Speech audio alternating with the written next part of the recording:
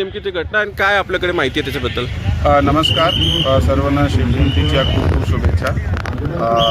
मोठ्या प्रमाणाने जे भाविक आहे ते काल दिवसापासून सकाळपासून इथे शिव जन्मस्थळ जे आहे त्या दर्शनासाठी शिवनेरी गड किल्ल्यावर येत होते आणि रात्रीसुद्धा ते कंटिन्यूअस ज्योती घेऊन ये जा चालू होता भाविकाचा.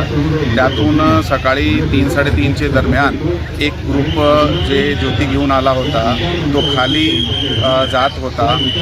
ते स्पीडने जात होता. स्पीडने जात असताना आमच्या त्या ठिकाणी एक पोलीस सब इन्स्पेक्टर आणि 6 लोकांची टीम होती. मीना दरवाजा ज्या ठिकाणी आहे जिथून डिसेंड केला जाते सुरुवातीला, त्या ठिकाणी त्यांना हळू जाण्यासाठी आणि थांबण्याचा प्रयत्न केला, पण ते जास्त लोक होते. जास्त लोक असल्यामुळे वरून एकाने धक्का मारला.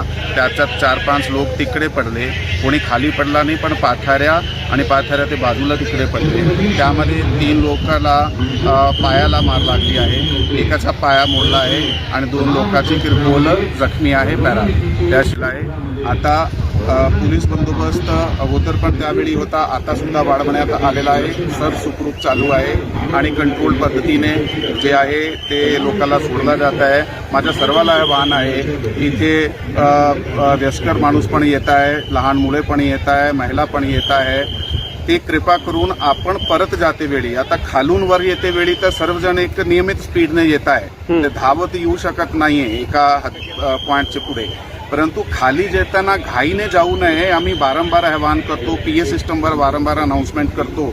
तरीसुद्धा काही वेळी युवक जे आहे ते उत्साहामध्ये म्हणजे घाईने खाली जात आहे. कृपा करून घाईने पाथऱ्यावर जाऊ नये.